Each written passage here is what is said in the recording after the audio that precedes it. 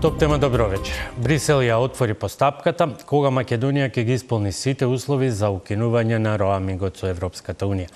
Над 300 услуги достапни електронски, кои побрзо се прилагодува на дигитализацијата, граѓаните или институциите. И зошто власта се колеба за ограничување на пристапот на малолетни лица до социјалните платформи. Ова се дел од темите за вечерашното интервју со министерот за дигитална трансформација Стефан Андоновски. Добро вечер и добре дојдовте во Добро вечер, благодарам на поканата и поздрав за сите гледачи на телевизијата. Ова, како што најави, се само дел од темите, ќе поразговараме и за степенот на дигитализацијата и сите други аспекти, но да почнеме со она што е најактуелно. По политичката одлука на Брисел, со која што им беше дадена предност на Украина и Молдавија, да бидат првите земји членки со кои што земји не членки со кои што Европската Унија ќе го укине роамингот.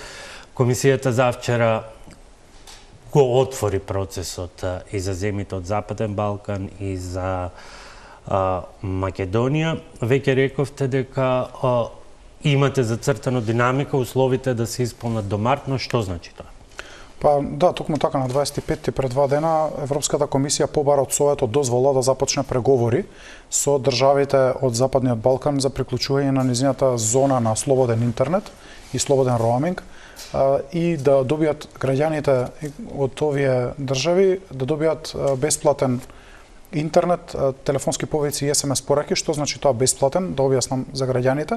Тоа значи дека ако плаќате пакет, да речеме 500 денари за некој од нашите телеком оператори во Македонија, кога ќе патувате, да речеме, во Германија и ќе се јавите на телефон некаде во Германија или во Македонија, нема да плаќате дополнителни трошоци, или ако испратите SMS порака, а исто така ќе имате ист пакет на интернет како што имате во домашните пакети, би имале и во кога ќе патувате во Германија или во која друга држава на Европската Унија. Ово отпочнување на процесот на преговори е најдобриот демант за душегрижниците кои што изминативе 3 месеци зборуваа дека Македонија е исклучена од процесот, дека ние нема да добиеме роаминг како дома.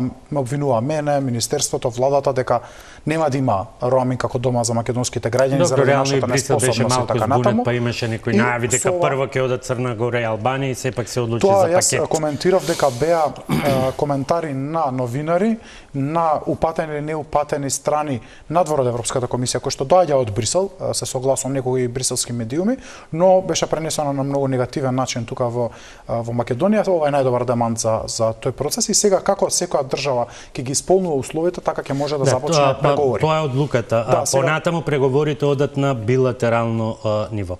Што е оно што Македонија треба да го обезбеди, бидејќи тука има обврски кои што се ваши, има дел обврски кои што мислам дека припаѓаат на Агенцијата за електронски комуникации. Прво да објаснам со една реченица дека процесот се разликува од процесот во Украина и Молдавија во аспектот дека ние во нашиот договор за стабилизација и асоциација кој што го имаме подпишано пред повеќе од 20 години немаме основ за добивање на роаминг како дома. Што значи дека секоја од државите ќе треба подпише дополнителен билатерален договор со Европската комисија за да го оствари ова. За да го подпишеме договорот, ние требаше да исполниме 4 регулативи и една директива, да ги пресликаме, апроксимираме во Законот за електронски комуникации.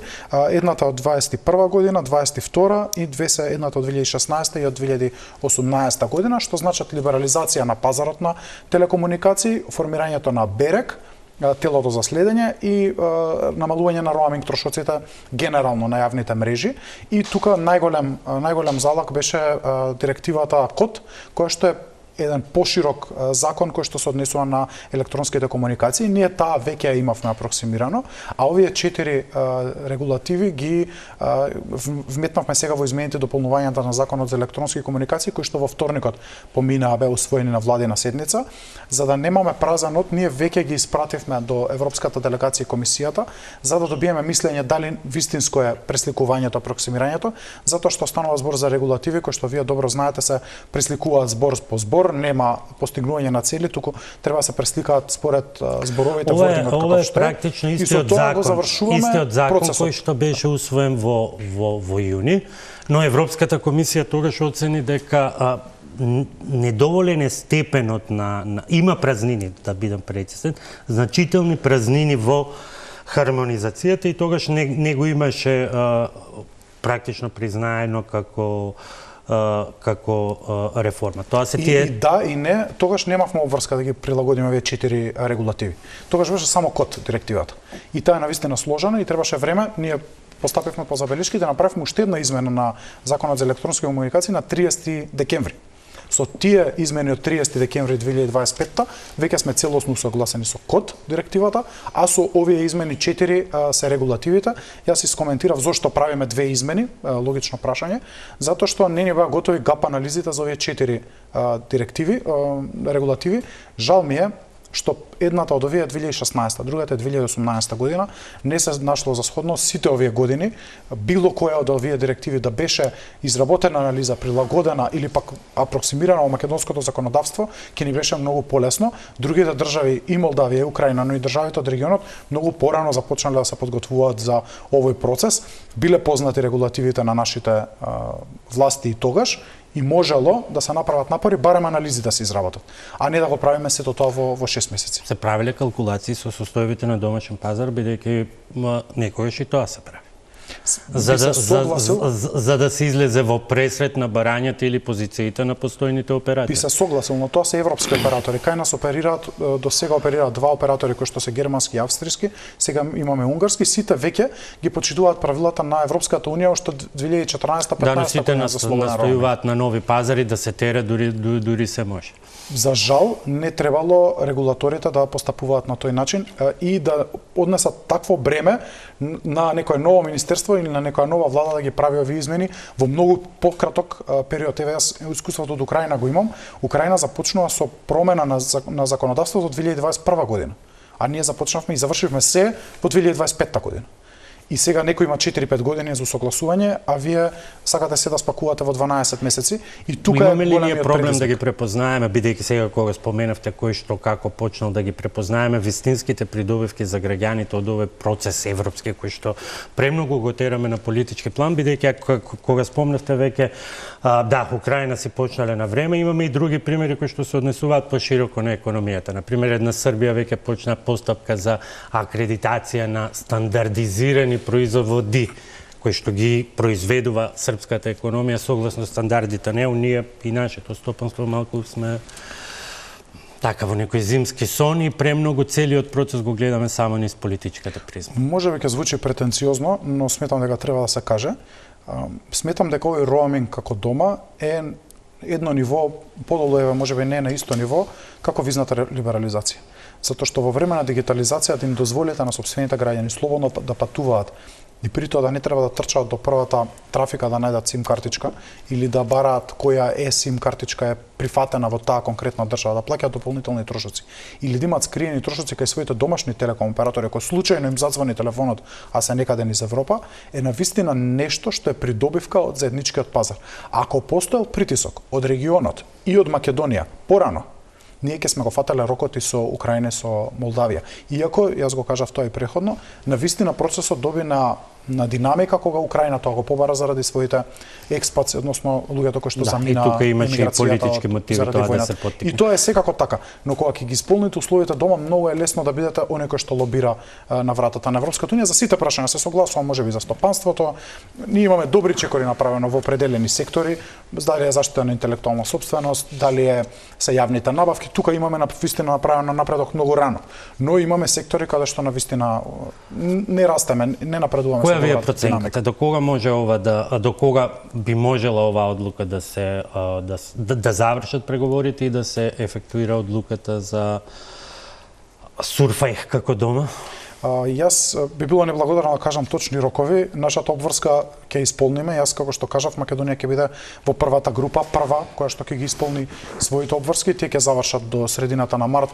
Само ако добиеме позитивен одговор од ЕУ, законот е добар и добро е транспонирано законодавството, потоа влегуваме во преговори, ќе зависи и од Европската унија, од институциите во Европската комисија, но и од земјите членки кога ќе го завршат процесот, но да бидеме оптимисти дека годинава можеме да го стасаме овој процес, да го заокружиме и да започне да се применува. Колку ќе биде исто или различно со од она што сега го има на ниво на Западниот Балкан, бидејќи и во европските регулативи постои она клаузула за фер потрошувачко, односно на крајот, откако ќе се потроши тој дозволен пакет, суштината на регулативата се сведува на тоа дека било што ќе биде наплатено не може да биде поскапо од 2 евра за гигабајт или веќе од 1 јануари 2027-та тоа е 1 евро за гигабајт. Што ако се спореди пак со роаминг цените и пакетите на постојните наши оператори е многу под нивните цени.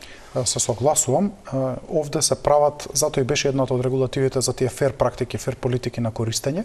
Европската унија оваа година се уште нема донесено методологијата за цени, која што е практично еден од подзаконските акти кој што ќе треба да го донесе по донесувањето на законот. Затоа и не оперирав со рокови. Кога ќе ја донесе методологијата за цени, ние ќе се усогласиме со таа методологија за цени.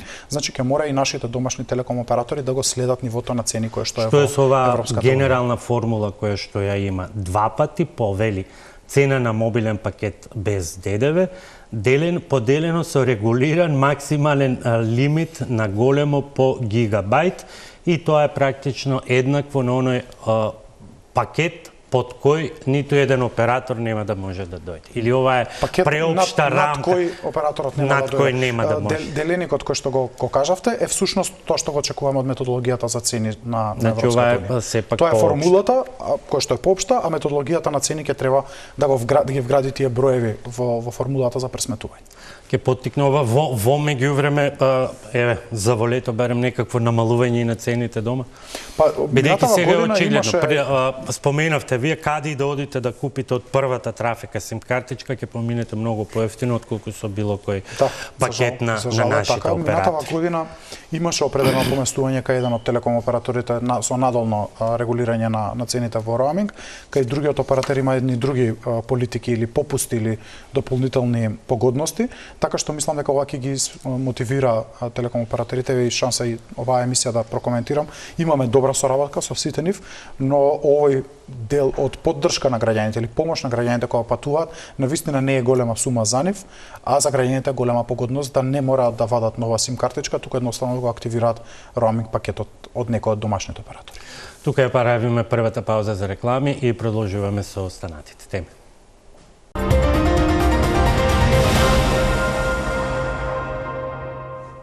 Министре, се обидов некако да ги подредам прашањата по актуелност. Зошто сте толку колебливи, барем според дел од изјавите во однос на предлозите за ограничување на пристапот на малолетни лица кон социјалните мрежи во Македонија? Па има две причини. Едното е затоа што видете забрана многу лесно звучи. И за дел од родителите, гледам и дел од коментарите на социјалните мрежи, забранете. Почна во Австралија, потоа се прошири низ дел од европските земји и вообичаено кога ќе се навлезе во тие на услови за користење, сето тоа е премногу комплицирано и веројатно забраната звучи како едно. Да, наједноставно звучи забраната, но има два проблеми, два предизвици. Едниот е технички, а другиот е правен. Од технички аспект, забраната значи дека вие ќе поставите некој вид на механизам во кој што нема да дозволите да дете кој што е сопственик на таков и таков мобилен уред не може да пристапува до определени социјални медиуми. Еве неколку хипотетички ситуации. Родител му купи мобилен телефон на сопственото дете. Телефонот се води на име на родителот. Државата не може да знае дека тој мобилен телефон го користи дете. Акаунтот кој што го направило детето не декларира дека детето има под 18 години, туку самиот се декларирал дека има над 18 години. VPN пристап. Секој веќе кој што е технички повешт би можел да симне некоја таква апликација. И сето тоа би требало да го следи, контролира државата, што ме води до правниот елемент. Денеска ќе забраниме мобилни апликации. Јас пред една година имаше притисок да се забрани мобилната апликација TikTok, па потоа мобилната апликација Snapchat и така натаму. Што ќе стане ако државата започне да забранува содржини кои што се исклучиво домашни, прашања кои се исклучиво во домашната сфера на граѓаните, независно дали се тоа децата, младите, возрастните и така натаму. Утре да почнеме да забрануваме телевизии, да забрануваме содржини на тие телевизии. Таа правна битка ја има секаде, меѓутоа оно што се прекршува е оно што вие го кажавте на деновиве. А рековте, велите, нашата цел е јасна, по безбеден интернет на секое дете, бидејќи велите, онлайн врсничкото насилство и говорот на омраза не се само зборови на екран, туку тие оставаат реални последици. И тука сега е тенката линија како тоа да се регулира. Моето мислење и ставот на министерството беше и од првиот ден од формирањето, прво нешто што изработивме беше водичот. Испративме водич до сите училишта. Го разговарале училиштата, даваат фидбек, дека се разговарало и на оделенски часови и се разговарало и на родителски средби, да им дадат неколку алатки на родителите, лесно достапни, кои што може да се инсталираат во телефоните на нивните деца, за да тие вршат родителска контрола на времето, на содржините, на апликациите, на коментарите, на местоположбата на тој телефон, односно на нивното дете, и на тој начин родителите имаат целата моќ кај себе да го контролираат однесувањето и содржината кој што следи нивното дете на социјалните мрежи или воопшто на нивниот мобилен телефон. Но ако државата си ја земе таа улога, кој е следниот чекор? Дали следниот чекор ќе биде една поголема цензура на тоа што граѓаните смеат или не смеат? Поголемата одговорност? Кај образовните институции или и кај самите родители, бидејќи сите овие апликации за кои што сега Европската унија бара да се променат овие услови, самите креатори на апликациите да ги создадат тие алгоритми на препознавање на возраста, бидејќи тоа се изигрува. Можеме да најдеме многу примери кога дел од апликациите, можеби не оние најозогласените со насилни содржини, се користат и во училиштата за редовна комуникација на релација наставник родители, ученици. Мораме и тоа да го признаеме. Има еден аспект кој што да не ме сватат ни родителите, наставниците погрешно, не ги обвинувам. Тоа е друга генерација која што не е растена со овие социјални медиуми. И мојата генерација е генерација која што голем дел од своето детство немаше мобилен телефон и немаше социјални медиуми. Првиот мобилен телефон кој што јас го имав имаше само SMS пораки во 8 оделение. Значи, до 15 години не сме имале ни изложеност на предизвиците, опасностите од овие социјални медиуми. А оваа генерација наставници уште повеќе. И тешко е за нив да сватат кои се вештините кои им требаат, како да препознаат, кои се потешкотиите. Но тука е обврска на институциите, полна обврска и на Министерството за дигитална трансформација и на Министерството за образование и наука да работи со наставниците, родителите на препознавање на овие аспекти. Јас сум отворен за дискусија. Ние можеме да организираме и јавна расправа, да ги видиме сите аспекти, позитивни и негативни. Ако мнозинството реши дека треба да одиме во строга забрана, ние тоа лесно го правиме со декрет. Лесно се прави со закон, со правилник и така натаму. Но што правиме после во имплементацијата? Имаше еден интересен пример од Португалија. Ова не и од технички аспект, не е исклучување како што беше исклучување на онлайн коцкарниците кои што патем ги наоѓате кои се и ги... Ќе го споредам и со тоа. Во Португалија друг пристап имаат. Рекоа вака, ние ќе ги забраниме, но секој родител ќе може, ако сака на своето дете, да му ги овозможи. Можеме да разговараме и за тоа. Ние не сме затворени за таков вид дискусија. Но дали сме постигнале целта да имаме побезбеден интернет, ако забрануваме, искрен одговор од се што следам изминатиот период на позицијата на која сум, мислам дека не е. Околу законот за забрана на игрите на среќа, односно законот за електронски комуникации. И таму ние имаме трка, мачка и глушец. Граѓаните треба да знаат. Постојано се отвараат нови и нови веб апликации кои што приредуваат нелегално игри на среќа. Постојано Министерството трча по нив да ги забранува. Колку може да трча, бидејќи тие што ги креираат секогаш се повешти, а некогаш и за жал и подобро екипирани од дел од нашите институции. Имаме добри алгоритми кои што и добра соработка. Може да ги шетаат страните каде сакаат. Среќа имаме добра соработка помеѓу институциите, Лотарија на Македонија, ние, Агенцијата за електронски комуникации и телеком операторите, развиваме постојано алгоритми, следиме што се случува, но ние не сме завршиле работата 100%. И јас не можам да гарантирам дека било која забрана, а и не верувам дека има министер во светов кој што може да гарантира дека било која забрана ќе биде 100%. Дури во авторитарни режими, каде што забрана целиот интернет или пристапот до интернет, пак има начини како корисниците од тие држави влегуваат на определени мрежи и така натаму. Затоа не сакам да влеземе во теории дека ние треба да стануваме во дигиталниот свет се поавторитарни. Ние треба да најдеме начин како да се справуваме со овие предизвици. Овие предизвици ќе се зголемуваат. Сепак имаше една иницијатива, на тоа следеше ваша изјава и тука застана се. Кој треба да ја да ја иницира таа. Ние ќе ја иницираме. Не е никаков проблем. Заплициравме со втор дел од нашиот проект по безбеден интернет за деца, SafeNet, кој што одлично заврши, пофален од сите наши европски партнери, овој месец завршува. Од следниот месец очекуваме да започнеме со втората фаза, очекуваме позитивни вести од Европската унија и прва активност на тој нов проект ќе биде организирање на широка јавна расправа, ќе ги отвориме аргументите. Мојот став треба да знаат граѓаните. Ставот не е изграден врз основа на некое лично убедување или на некој личен анимозитет кон некого, туку исклучиво врз база на аргументни факти и што е реалноста, што можеме да постигнеме, што ќе биде ефикасно. Според мене ефикасна е подготовката, обуката, воспитувањето на децата. Никој не им забранува на децата под 15 години да излегуваат на улица. Туку ги учиме како треба да се однесуваат на улица и што да пазат во сообраќајот, ако некој ги нападне, ако некој ги навреди, ако некој им се закани. Истото треба да пресликаме во дигиталниот свет. Јас знам дека е потешко. И за родителите е потешко и за наставниците. Но мора на тој начин да размислуваме. Знаете, кога да излегува на улица, ќе го видите и можете и да го предупредите. Кога е со својот телефон дома или во училиште, тогаш помали се можности. Се согласувам. И опасноста и знаењето на родителите, помало можеби за опасностите, како да се справи, што да му препорача. Но ова е една нова обврска која што е на страната на родителите и наставниците, која што едноставно времето ја наметнува. И тука доаѓаме, близко сме некако до онаа тема кога се прекршуваат и барањата и потребите, тоа е прашањето на дигитализацијата, односно клучниот аспект кој што го очекуваат голем дел од граѓаните, меѓутоа не и сите. А тоа се електронските услуги. 309 до сега, 1316 институции на порталот и 249.000, близу 300.000 регистрирани граѓани. Задоволни ли сте од степенот на дигитализација на услугите, бидејќи ако се спореди бројот на услуги со број на приклучени институции, покажува просек 4,2 услуги по институција. Што е, ќе се сложите, малку, бидејќи има институции со голем капацитет и има институции кои што се само закачени.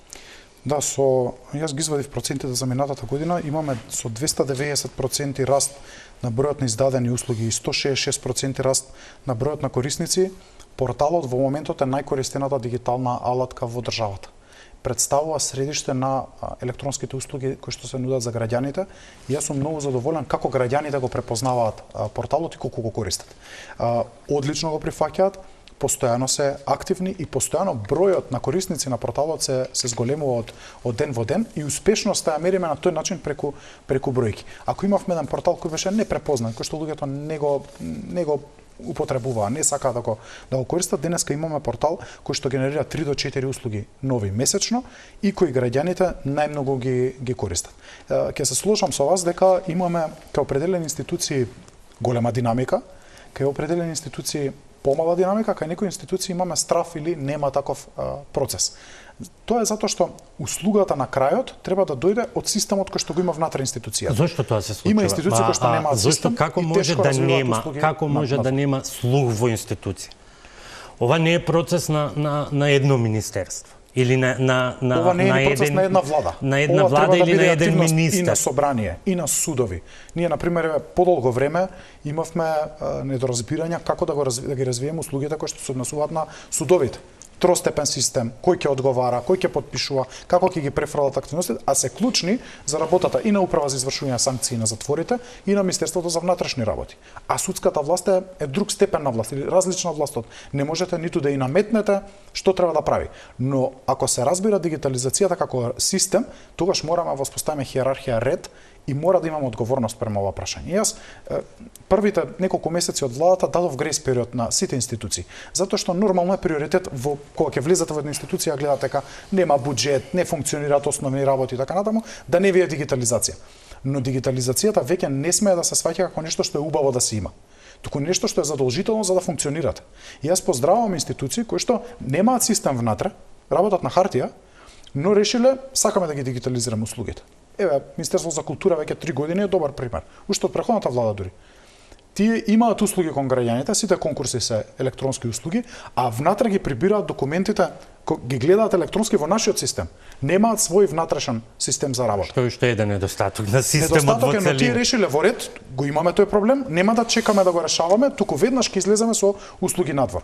Другите институции или голем дел од институциите ова тешко го сваќаат и ова е заеднички проект на државата, не може да биде проект на еден министер или на едно министерство, невозможно да се реализира. Јас не нудам услуги за граѓаните. Моето министерство има 2 до 3 услуги за регистарот на шеми за електронска идентификација и сега работиме на целосна дигитализација. Ова е нешто ново што ќе го спомнам. Нашите лиценци ќе бидат целосно дигитални. Ќе можете во реално време да проверите која фирма на која што сме дали лиценца е валидна лиценцата, дали ги исполнува условите, а пак таа фирма електронски ќе аплицира, ние електронски ќе потпишуваме, ќе ги даваме тие лиценци.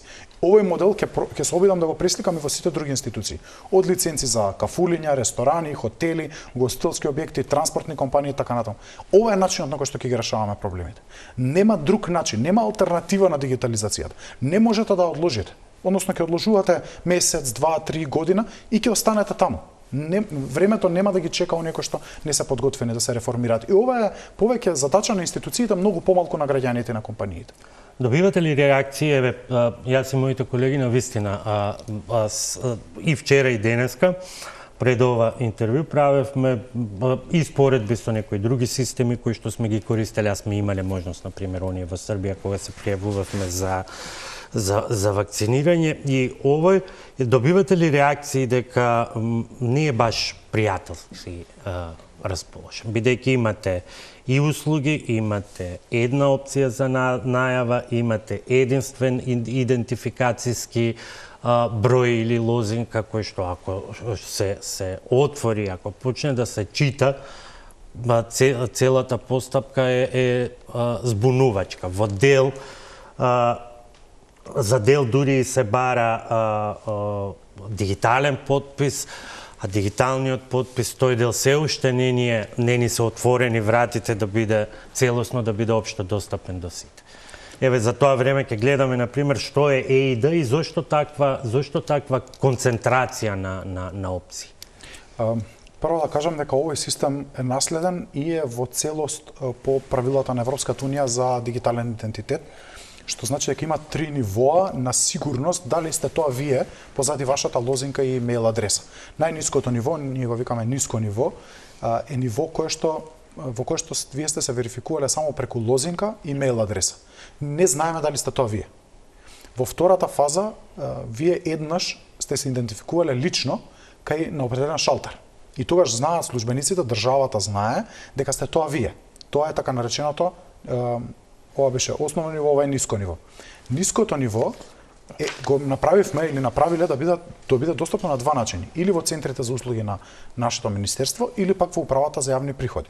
Што значи, ако вие сте се верификувале еднаш во УЈП за мој ДДВ, за персонален данок на доход, ние знаеме кои сте, како држава. Тогаш веќе веднаш сте на тоа така наречено средно или кај нас се нарекува ниско ниво и потоа го имаме напредното или високото ниво, а тоа е ниво кога имате дигитален сертификат за потпишување, а тоа се ситуациите каде што со закон се бара да вашиот потпис е верификуван дека е тој, физички дека вие сте се потпишале. Купо-продажба на имот, аплицирање во име на фирма, така што тие можности се на оние корисници кои што користат дигитален сертификат, бројот на услуги со високо ниво е многу мал. Што значи најголемиот број на услуги се на основно или пак на ниско ниво. Има уште едно прашање, зошто е сложено во смисла на називите и мене ми се проблем да бидам наискрен со граѓаните, но така биле зададени од Европската унија. Првото прашање е што да правам, бидејќи кога ќе го отворите, знаете кога ќе отворите интернет страницата на услуги, првото што ви паѓа во очи е најави се на самата страница, од десно или од лево, зависно од уредот, ќе ви излезе единствениот идентификацијски број. Која е опција да се одбере, се е поврзано со мейлот, односно со корисничкиот профил кој што го имате во УЈП. Но што е со тие што немаат? А може да немаат? Тие што немаат ни се случи особено со децата, со студентите за електронските ваучери. Тие ќе се обратат или до центрите за услуги наши, за еднаш да ги верификуваме дека се тоа тие, или во УЈП ќе се обратат за еднаш да ги верификуваат дека се тоа тие.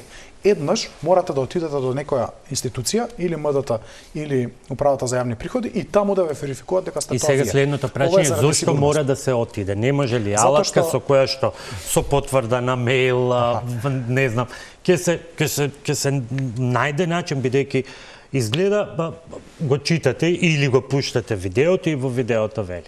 Идентификувајте со личен мејл, па идентификувајте се со ова. Трета, четврта опција, петтата опција, отидете на шалтер. Еднаш морате да се идентификувате, правиме напори, сега ова е нешто во фаза на размислување, не сме во фаза на реализација, не можам да дадам рокови, да имаме апликација внатрешна на порталот, која што биометриски ќе ве препознае дека сте тоа вие. Но еднаш заради сигурност ќе мора да се препознаете. Дали е биометриски преку некоја апликација, такви имаат определени светски апликации во моментов не во Македонија, или да отидете на шалтер, за да немаме злоупотреби, затоа што може да се случи некој да влезе во ваше име, да измисли, сега ќе ве земам вас, тука сте присутен, да измисли ваш мејл bhristov@yahoo.com и да се пријави дека тој е во суштина вие. Ако ние не го препознаеме физички, не му ја видиме личната карта, не видиме дека тоа е на личната карта, ние нема да можеме да знаеме дека тој има опции за закачување на личен документ, за потврда преку матичен број или така. Но се случувало со брзите кредити се појави дека некој ги злоупотребува таквите лични карти, и ова е најбезболниот начин. Постои мобилна апликација за верификување, постои една и во Македонија, но не сметавме дека луѓето премногу би ја користеле, најчесто тие кои што веќе ја користат, не се веќе корисници на порталот. Не прашувам, бидејќи има категории на повозрасни граѓани кои што сепак ние треба да имаме предвид кога ги бараме овие нови алатки, треба да имаме предвид и старосната структура, и реално и покрај тоа што имаме високо ниво на покриеност со интернет, интернет писменост, така да има сериозна категорија на граѓани кои што може да влезат во различни варијанти. Имаат интернет, имаат пристап, но никогаш немале потреба да имаат профил во управата за јавни приходи. Се случуваат вакви ситуации, две решенија имаме веќе имплементирано. Ние имаме 14 центри за услуги во државата и, например, ако отидете да извадите извод во било кој од нашите центри за услуги, тие по автоматизам ќе ви направат вас профил. Никогаш нема да треба повторно да отидете. Еднаш тие ќе ви го издадат изводот на лице место и вие од тој ден понатаму со потпишување на изјавата ќе имате ваш профил. Вториот елемент, и јас го раздвижив многу кол центарот. Ние имаме, па сигурно сум подобар кол центар од многу приватни компании во државата, кои што распореден на две локации во Тетово и во Охрид, да ги поздравам колегите, кои што работат многу интензивно на 6. Не ви се добаре приватните компании. Подобри сме од приватните. Подобри сме од приватните. Јас од моје искуство кажам како во искуство имам и со приватниот сектор. Подобра работат од нив, јас разбираат работата, постојано комуницираат со тимот во Скопје за наминување на технички предизвици. Впрочем, најголем тест беше дека ние за еден месец имавме 55.000 нови корисници заради ваучерите за студенти, без никаков проблем. Точно се чекаше малку повеќе ред, затоа што јас најавав една година студентите да си направат профили на услуги GovMK. Не направија, се чекаше малку ред, но ниту еден студент не беше вратен и ниту еден процес не беше прекинат или не беше завршен до крај. Така што овие два начини ни стојат на располагање, центрите за услуги и телефонскиот контакт, и мислам дека на овој начин ќе придобиеме повеќе корисници. Секако ќе работиме на така наречено упростување или поедноставување на порталот.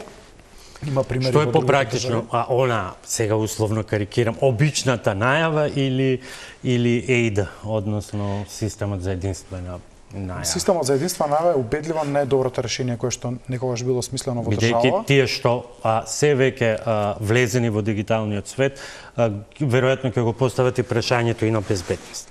Да, но системот за единствена најава е верификуван од нас и ние се грижиме за неговата безбедност и функционирање. Сме поврзани веќе нови две институции, Катастар и Фонд за здравствено осигурување, што значи дека сите нивни корисници веќе се автоматски мигрирани и се корисници на националниот портал, и ова веќе мораме да го работиме сега и со сите други институции. Најголем предизвик за мене ќе бидат МВР и УЈП, затоа што тие се оние кои што имаат најголеми бази на корисници. Тоа сакав да прашам, зошто и натаму тоа шетање по условно институционални сајтови. Ни спомнавте МВР, УЈП, јас како трет би го додал здравство. мој термин или како и сега се планира допарва тој систем одвоено да се најави. Што е проблемот? Усогласување или отпор кај институциите? Има два аспекти. Прво би рекол дека некои системи треба да функционираат како самостојни системи. Катастар, Управа за јавни приходи. Не е штета да имаат централен регистар, е одличен пример. Имаат свој систем, функционира добро нивниот систем. Централен регистар не е поврзан со системот за единствена најава. И граѓанинот не се оптеретува на кој сајт се наоѓа. Истата работа може да се ја заврши и на услуги ГовМК и на сајтот на централниот регистар. Беше и прашањето. И немаме никаков проблем со функционирањето. Зошто сега нова лозинка, нови процедури за здравство? Кај мој термин и кај УЈП, моето мислење дека треба да бидат посебни системи. Има држави кај што се заедно, има држави кај што се посебно. Грција ни е сега ментор за некои процеси во дигитализацијава. Кај нив, например, Управата за електронско здравство е во Министерството за дигитализација, не е во Министерството за здравство. Но ние сме одбрале пример во кој што управата е во Министерството за здравство и министерот ми е колега од овој домен. Така што нема штета да се развива како посебен систем, но мора да развие систем за единствена најава, односно само да го прифати нашиот и тогаш без никаков проблем ќе функционира. Трет партнер од скоро ни е и владата. Тие имаат профил за следење на проектите за општините. Секој може да се регистрира таму со корисничкото име од услуги ГовМК. Ве прашувам затоа што некако личи ова како на систем на врзани садови и допрва треба да дојдеме до она што се нарекува електронски новчанк. Докаде? Некако во октомври ја пуштивте пробната верзија од апликацијата, сега ја нема. Така се надмина лимитот на тестери на корисници, преку 4000 луѓе, 3000-4000 луѓе ја симна апликацијата и на Android и на Apple, на iOS, и веќе ја користеа, дадоа забелешки, многу сериозни забелешки, многу издржани. Ние ова е дел од еден голем меѓународен проект, работиме и со Полска и со Украина на овој проект. Во моментот ние во фаза на тестирање на финалните забелешки, ја гледаат во моментов архитектите на полската апликација Е-мобивател, една од најдобрите апликации за волет и за корисници, така наречени супер апликации. Така што супер апликацијата Е-услуги ја очекувам во средината до крајот на март да биде пуштена, така и најавив. Рековме почетокот на годината, но навистина сакам првата верзија да биде нешто што граѓаните ќе го прифатат, ќе сакаат да го користат, ќе биде лесно и тоа е целта зашто се прави процесот, можеби трае малку. Нема да ве прашувам од законски аспект, тука има усвојување на 14 подзаконски акти и така натаму. Меѓутоа, ја забележавме пред малку и на екран апликацијата. Во таа пробна фаза беше само сликнато и пренесено на апликација. Што се ќе треба да се смени и колку е пред се тука малку МВР кој што важи за малку конзервативна институција расположена, бидејќи суштината не е само да ги сликнеме, туку таа форма да биде признаена од институциите пред кои што се легитимираме, вклучително и од еден полицаец. Јас претпоставувам, ако вие пуштите апликацијата во март и на 1 март да биде, односно сега на 30 март, на 2 или на 3 април, ако му покажете и вие или јас на некој полицаец лична карта или пасош на граничен премин, дека тоа нема ништо да важи. Има и други чекови. Да, јас како го читам законот за лична карта, читам дека личната карта е единствен документ. А дали е приложена во електронска верзија или во печатена пластична верзија, тоа е сосема сеедно. Истото важи во моментот за кредитните картички, ќе дојдам до тоа. Кредитните картички какви се во моментот? Имате пластична верзија, но многу мина од нас имаат мобилен паричник во кој што им е внесена картичката и целосно е валидна. Никој посттерминал во моментот нема да ве врати затоа што вие ќе дојдете со чипирана картичка физичка или пак ќе дојдете со вашиот мобилен телефон. На наше институционално ниво како изгледа? Време да размислуваме како што размислува светот. Во дигитализацијата немаме луксус да чекаме. И второ, имаме можност, имаме знаење, некој ја донел и ја направил. Техничкиот дел е завршен. Не, ве прашувам, знаете зошто министер, бидејќи дали МВР ќе ги чита законите соодветно, зашто? Затоа што и тие имаат своја feasibility студија за развој на електронска лична карта, електронска возачка дозвола и здравје Боже електронски пасош. Ние го правиме тоа во прототип верзија сега, а МВР денот кога ќе ја развие својата апликација, таа ќе се залепи на мобилната апликација М-услуги кои што ние сега имаме. Што значи дека и тие веќе размислуваат, чим работеле на feasibility студија, јас се познавам со колегите, сме разговарале, чим се анализираат тие прашања, сигурен сум дека МВР ќе најде одговор. Прашувам во која насока се движите, бидејќи знаеме низ какви се премрежија помина воведувањето на биометриските податоци, тендери, избори. И сега, ако МВР, например, има позиција дека цела таа процедура треба да се смени, ние тогаш оној рок кој што го имате зацртано и вие, а стои во реформската агенда, декември, односно се поместува ради реформската агенда до август 2027, прашање е дали ќе стигнеме до тога што се да биде вале. Јас мислам дека ќе стигнеме. Кој беше мојот предизвик? Мојот предизвик беше да ја развиеме, технички да е присутна, граѓаните да ја знаат и да ја препознаваат. А потоа кој ќе ја прифаќа? Исте примерот во сите држави од регионот. Полска, например, после 2 години од пуштањето на апликацијата, првпат МВР ја препознало. Но ја препознало. Дошол денот. Први препознали осигурителните компании, па банките, па телеком операторите. Едно по едно почнала топката да се тркала. Мислам дека ќе биде многу слична ситуацијата и кај нас. Ќе има институции кои што веднаш за да си олеснат во сопственото работење, да бидат подинамични, да нудат подобри услуги за граѓаните, веднаш ќе прифатат. Ќе дадат забелешки, безбедност, квалитет на податоци и така натаму, но ќе ја прифатат. И потоа една по една институциите ќе се приклучуваат, затоа што ова е барање на граѓаните. Јас често го повторам, ова никогаш нема да биде обврска за секој барање на граѓаните беа и документите од судовите, па на крајот моравте да менувате закони за на одредени институции, да им наредите дека мора да ги прифаќаат. Ама затоа сме тука. Јас не се плашам од промена на закони. Ние до сега променивме десетици закони заради дигитализација. Не се плашам да предложам промени на било кој закон во собранието и во владата, и ќе ги бранам овие закони. Затоа што на крајот ние нема да ставаме обврска на граѓаните. Ова е дополнителна можност за оние кои што сакаат да користат. Ако тоа значи дека потребно е со име и со презиме да се напише збор по збор во законите, и тоа ќе го направиме. Ми е жал што некогаш не ги читаме законите целисходно, затоа што законодавецот, еви како правник можам да зборувам, законодавецот кога ги предвидел личните карти во законот за лична карта пред 5, 10, 15 години, не ни помислувал дека ќе постои електронска верзија на личната карта. Но ние денес имаме закон за електронски документи, кој што вика печатениот документ е еднакво важен како електронскиот документ, зависно како е произведен, како се произведени личните карти. Електронски, па потоа се печатат.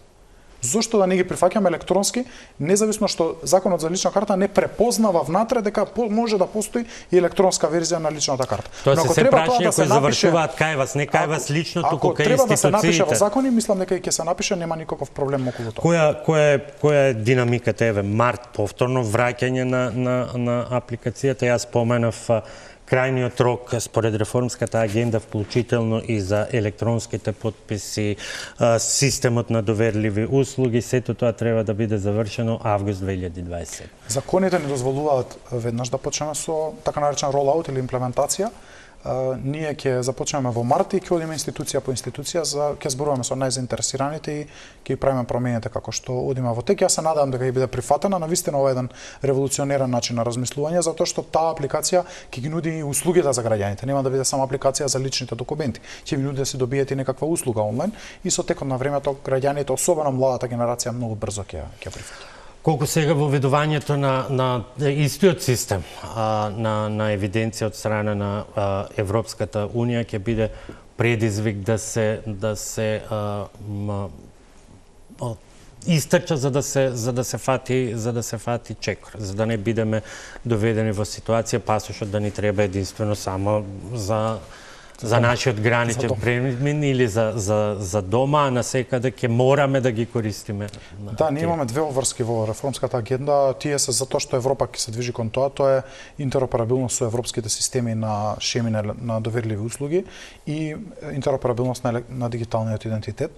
Тоа ќе значи побрзо, полесно препознавање помеѓу граѓаните и признавање на документите. Не можам да кажам дека ЕУ е многу напред како целина во овој процес. Имаме држави кои што се исклучително квалитетни и добро напредуваат. Полска, Естонија се одлични примери. Имаме држави кои што немаат толкав развој на дигитални алатки. Разговарав со некои представници на Сојузна република Германија, велат за некои прашања можеме да учиме како помалите држави, како Македонија, како Словенија ги имаат направено овие процеси.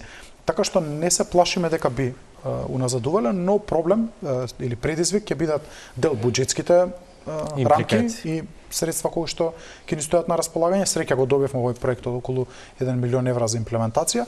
И вториот аспект, правните, односно политичката волја, вие новинарите често кажувате, политичката волја дали овие промени ќе бидат имплементирани од правен аспект во пракса, но мислам дека двете постои простор кон двата аспекти и ќе се трудиме да ги реализираме. Знаете зошто постојано се споменува таа политичка волја? Јас премалку реков дека е ова еден од ретките примери каде на пример и практично може да се видат придобивките од таа реформска агенда. Меѓутоа, за разлика од овој сегмент кој некако тече, генерално несовесно со владата, дел од јавноста е постојан конфликт, на пример, на теренот на правосудството, зошто се тактизира. Па било напишано ќе биде јуни, па не е овој јуни, следниот јуни, па во други области министрите сами одлучуваат да ги занемарат роковите, па да си додадат сами оној грейс период или јас што го велам рок за повторувачи и така натаму. Од тука прашањата за политичката волја. Се поставиле во правосудството определени рокови за определени теми кои што свесни сме биле и во моментот кога се вноселе реформската агенда дека не може да се реализираат. И мене тогаш во дискусиите кои ги имавме со министерот за транспорт особено, ние бевме малку по предизвикувачки кон реформската агенда во смисла ова не е реално да се реализира до 26-та, да го ставиме 27-ма, ова не е реално ни од 27-ма да пробаме да го избришеме од реформската агенда, не е реално многу работи пробавте, меѓутоа и Брисел не ги прифаќаш. Малку поместување дозволи. Изборниот закон, како ми дозволите, никој реалистички не можеше да зборува за нов изборен закон во изборна година. Знаејќи правилата на ОПСЕ ОДИХР, знаејќи ги политичките констелации во државата. Ама не се бараше нов изборен закон. Прифаќање на забелешките на ОПСЕ ОДИХР. Ние самите вметнуваме промена на изборен модел, што ОПСЕ не го интересира воопшто. Финансирањето, например, предизвикувачко прашање. На крајот така сака да е политичко прашање. Дали ние ќе успееме во изборна година, 4-5 месеци после парламентарни избори и пред локални избори, политичките партии да седнат и да се договорат за финансирањето на политичките партии. Не, бидејќи нема да се договорат, бидејќи има голем консензус меѓу вас четирите големи. Нема да се договорат во смисла, нема да се најде решение и на крајот нема да исполните целта од реформската агенда. Реалистички е да го ставите тој рок по избори. Сега веќе е отворен теренот да може да има такви дискусии. Имаше некои предизвикувачки прашања како кривичен законник, закон за јавно обвинителство, закон за судска служба, кои што секако требаше повеќе време за дискусија отколку што времето беше дадено и можеби да речеме недоволната динамика во работните групи доведе до тоа да немате решенија на крајот или па да немате време да имате решение тоа да го искомуницирате со ЕУ за да добиете зелено светло. Но мислам дека работите се ставени на колосек после првиот, да речеме, шок во некои институции за неисполнување на определени рокови и можеби кај некои институции толку беа недостатоците внатре во функционирањето големи што не можа да се фокусираат на реформската агенда во почетокот. Со ова не ја наоѓам алиби за никого или оправдување, туку можеби тоа не било приоритет на таа институција. Има уште една-две што например, и натаму се во таа динамика. Во мојата институција реформската агенда, колегите ќе ви кажат многу добро, таа е ставена како прв приоритет во министерството. Не само заради Европската унија, не само заради буџетските средства кои што ги ослободивме за буџетска поддршка, дел беа заради реформата на јавна администрација која што ние спроведовме за дигитализација на услуги, преку 4 милиони евра стаса на сметка на буџетот. А дел реформска агенда околу 20 милиони евра ослободени средства за индикативните проекти. Тоа не го правевме само заради тоа, го правевме затоа што јас верувам во дигитализацијата. Верувам дека тоа е нашата разлика, диференција, специфика по која што можеме да бидеме подобри од целиот регион. Тоа е нашиот мотор за успехи во приватниот сектор. И заради тоа беше ставена како приоритет од првиот ден. Таму нема ни еден штетен чекор не е во реформската агенда. Јас не можам, зборувам за дигитализација најмногу, не ги сум ги анализирал другите, но не може да биде штета вие да дигитализирате X број на услуги, да приклучите нови институции на документ менеджмент систем, па тие да комуницираат меѓу себе. Тоа не е правено за ЕУ, тоа е за нас. Ние да полесно да комуницираме, ние да бидеме поефективни, поефикасни кон граѓаните. Но еве оние ресори каде што помалку се работи го доведуваат во сенка и она што е направено еве и во дигитализација и она што успеа да го направи Министерството за образование до декември лани, а тоа е зголемување на процентот на интернет во училиштата, бројка која што од реформската агенда дознавме дека е катастрофална. Тука направивме ние голема грешка како држава изминативе 15 години. Ние бевме први во регионот кој што воведе компјутер за секое дете. Со сите мани на проектот. Дали се користеле компјутерите, дали оперативните системи биле соодветни, дали имало помагала, дали имало студиски програми, не навлегува. Да, но затоа беше шокантно дека Албанија не претрка, а ние дојдовме до податок дека само 11% од училиштата имаат интернет. Тоа што сами се поврзале. Нешто некој имал политика на поврзување на училиштата. Но тогаш ние со компјутер за секое дете имавме ADSL кабел до секое училиште во државата. И тоа е еден проект од огромни размери кога ќе споредите што прават другите држави сега. Но го поздравувам напорот на министерството, стигна ми се чини до 45-50% на поврзаност, треба се внимава на безбедноста, секогаш велам, но тоа е добар пристап и така се работи. Например, добар пристап е Министерство за финансии и СЕПА. Така се прават крупни чекори. И тие чекори граѓаните ги чувствуваат. Можеби не секој граѓанин плаќа во странство па ќе чувствува, или можеби не секој граѓанин ќе патува во странство па ќе чувствува бесплатен роуминг. Но тоа се чекори кои што се добри за граѓаните и ние мораме да ги правиме. Тука правиме уште една пауза за реклама.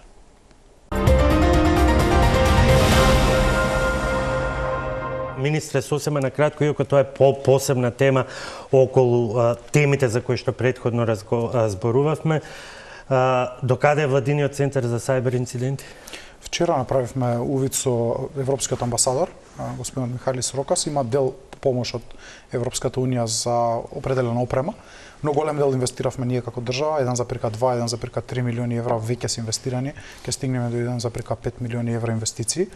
Очекувам да не бидам со амбициозните рокови популарен, до крајот на пролета да го имаме отворен. Наша обврска е тој да ги исполнува стандардите на FIRST и на NIS-2 директивата до јуни, крајот на јуни, но ќе бидеме пред тој рок и очекувам до крајот на пролета да го отвориме. Тоа треба да се замисли како еден центар, еден хаб каде што ќе пристигнуваат информациите од системите во државата каде има некаков проблем и што се случува. Тоа е таа замена за Прилепски. Не. И ќе го мониторира што се случува во странство. Прилеп е друго. Прилеп е заштитен центар ако се крахира во примарните центри. Ние примарен центар за жал се уште во државата немаме. Ние сме во изработка на физибилити студија за примарен таков центар како тој што е во Прилеп за еден да изградиме во Скопје, тоа е дата центар. Овој центар, владин центар за одговор на сајбер инциденти, е центар кој што следи што се случува во сообраќајот и дали има некои закани и за нив рано предупредува. Колку ќе биде хендикеп бидејќи реално немаше политичка волја, можеби вие тоа нема да го признаете, но реално немаше политичка волја за и ваши најави, но и заклучок и на институции дека требаше да се овозможи, а не се овозможи, систем на поголеми плати за IT секторите во државните институции, особено што сведоци сме дека, иако сега не толку често известуваме, но сајбер нападите не запре. Не, воопшто не запреле сајбер нападите, ќе ги има и во наредниот период. Ние успеавме во Законот за сајбер безбедност да вклучиме 40% поголема плата за сите вработени во секторите за сајбер безбедност и во нашето министерство и во другите министерства. За жал, со определени измени, односно новиот Закон за административни службеници, тој додаток се намалува. Тие измени стапија на сила во јануари месец. Јас ќе направам напор на наредниот период тие измени да не важат за сајбер професионалците. Не сакав толку да ја ширам во дебатата, бидејќи и со тој закон практично не се обезбеди тој условно посебен статус кој што требаше да го има, така да недоречено остана. И за плюс 40%. Нашиот прв предлог кој што го дававме беше 80%, но не беше прифатлив за останатите институции. Но вакви потешкоти и проблеми ќе имаат сите институции и затоа ние не ставивме вработените во МДТ да земаат такви плати. Ставивме сите вработени кои што ќе бидат сајбер професионалци. Сигурно Министерство за финансии ќе им треба оделение. Министерство за внатрешни работи, за одбрана, да не зборувам, енергетика, земјоделие, ако сакате имаше напади и таму. И секоја институција ќе треба да има барем еден човек задолжен за сајбер безбедност. Во овој момент јавно се достапни податоците, но веројатно многумина ќе кажат подобро и да не се споменуваат, каква е екипираност? Екипираноста не е добра. Не е добра во дефицитарните професии повеќе се, но овде недостатокот на вакви професионалци ќе значи дека овие институции нема да имаат како да се бранат, нема ни да препознаат дека се нападнати. Се дека не биде прекасно, дека не можат да го вклучат мониторот на компјутерот. Но инвестициите во сајбер безбедноста се инвестиции во луѓе, а компаративната предност да имате вакви луѓе да ги плаќате се огромни споредно со тоа да ангажирате приватни компании за секоја потешкотија која што имате. Кој гарантира дека таа приватна компанија сама нема да ви предизвикува напади? Кој ќе ја контролира таа приватна компанија на крајот на денот? Значи вие ако немате сајбер професионалец во својата институција, вие не можете ни набавка да распишете за некој однадвор да ве штити и да го следите дали тој вистински си ја врши својата работа. Од тука јас силно се залагам за тоа да платите на ваквите професионалци, прво да ги откриеме кои се, да ги сертифицираме, но и платите да им бидат достоинствени, секако никогаш нема бидат на ниво на приватниот сектор. Секогаш приватниот сектор ќе има повисоки плати, ќе трча, но стабилноста на јавниот сектор, креирањето политики, учеството во семинари и конференции кои што не се достапни за приватниот сектор, во јавниот сектор го прави доволно атрактивен, но со плати кои што мора да бидат повисоки од тие што се во моментот. Каде се разидовте со АВМУ за регулацијата на инфлуенсерите? Да, тоа е интересно прашање. Законот за аудиовизуелни медиумски услуги е изменет во 2023 година со цел да се прилагоди на барањата на Европската унија кои што се однесуваат на некое регулирање на овој пазар. Јас морам да кажам дека ние мора да се водиме од транспарентност, отвореност, но и пропорционалност на процесите. Нема да се сложам дека со коментарите дека инфлуенсерите се во некоја црна зона, дека се криминалци, дека не ги вршат своите работи, дека не плаќаат данок, дека на црно добиваат пари и така натаму, кога знаеме дека секој кој што е активен на социјалните мрежи како креатор плаќа данок преку данокот за договорите за дело или авторските договори или пак ако се компанија преку ДДВ или преку други даночки, така што данокот се плаќа и данокот е работа на управата за јавни приходи во случај да не се плаќа. Ја не сум сретнал ситуација во која што УЈП гонела некој инфлуенсер затоа што не платил данок од договор на дело. Но дека АВМУ има право во смисла дека овој сектор мора да биде регистриран, мора да биде препознаен, мора да биде видлив и во тоа ги поддржувам. Мислам дека грешката е направена во законот каде што не се препознава разлика помеѓу платформа, видео платформа за како давател на аудиовизуелни медиумски услуги и креатор на такви содржини.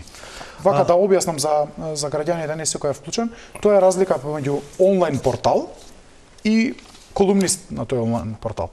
Не можеме да имаме ист аршин и исто да ги регистрираме или исто да ставаме исти критериуми и за целиот онлайн портал, во случај за мислите целиот Инстаграм да се регистрира во Македонија или целиот YouTube и само еден од илјадниците креатори да ги исполнува истите критериуми. И од тука мислам дека самиот закон создаваше малку недоумица, правилникот кој што го донесе АВМУ го следи тој закон во развојот на недоумица и несреќен водич кој што навистина Вашето последно соопштение дека ќе се иницира средба и консултативен процес упатува на тоа дека вие сте против правилникот на АВМУ. Извинете, и на нас не ни се допаѓа правилникот на АВМУ за следење на избори, бидејќи сме претворени, а тоа не претворија 4 големи партии со нивниот концепт како треба да известуваат медиумите, не сме претворени како медиуми во бројачи на секунди. Меѓутоа мораме да го почитуваме. Јас се согласувам, и јас не сум против, меѓутоа од страна на инфлуенсерите имаме, ние бараме нешто против правилникот или против било што. АВМУ, Советот на АВМУ е слободно тело кое што независно од владата и може да донесе каков сака правилник кој што е во согласно со закон. Во даденава ситуација делови од тој правилник според мене не се во согласно. Сум правник, законот им дава право да регулираат прашања за приватните физички лица, тие во правилникот регулираат и за правните лица. Така што тука има некои недоследности.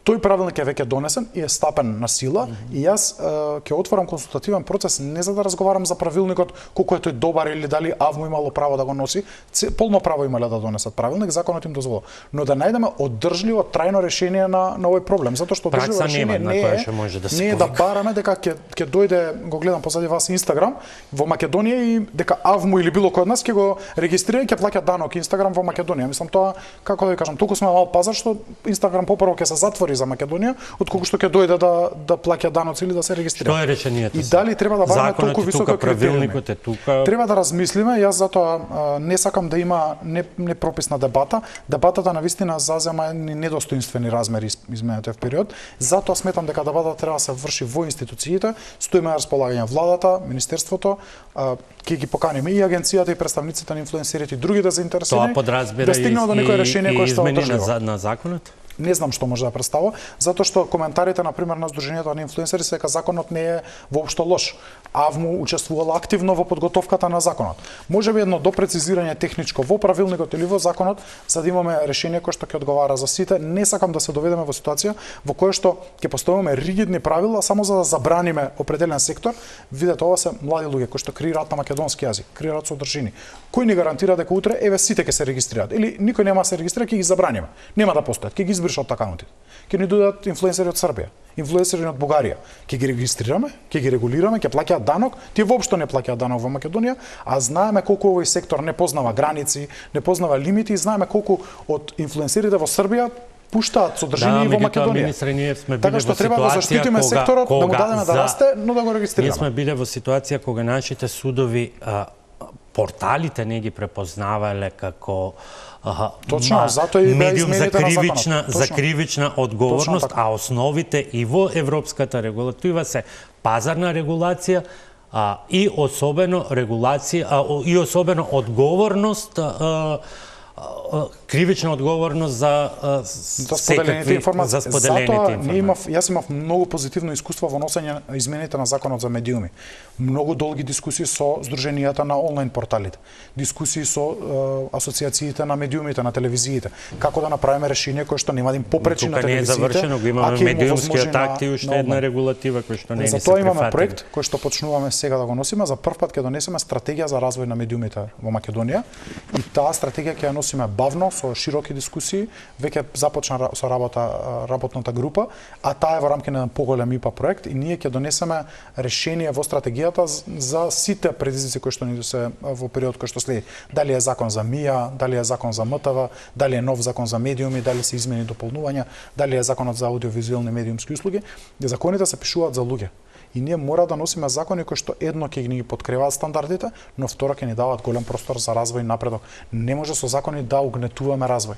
Ова го зборам за сите закони. Треба да поттикнуваме развој на сите медиуми, независност, транспарентност и напредок. И правила за процес. И честни правила кои што ќе важат за сите. За крај вечерва имате извршен одбор.